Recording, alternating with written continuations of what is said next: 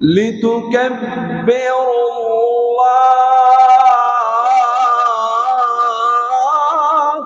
আলা মা হাদাকুম ওয়া বাশশিরিল মুহসিনিন।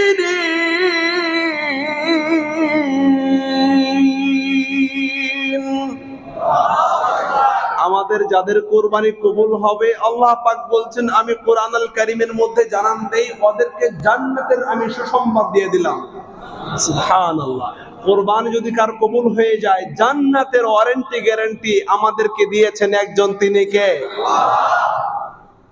ভাইরা আমাদের গোশত, আমাদের কুরবানির রক্ত আল্লাহ পাকের দরবারে যায় না, কিন্তু আল্লাহ পাকের দরবারে যায় আমাদের তাকওয়া। এই জন্য বিশ্বনবী সাল্লাল্লাহু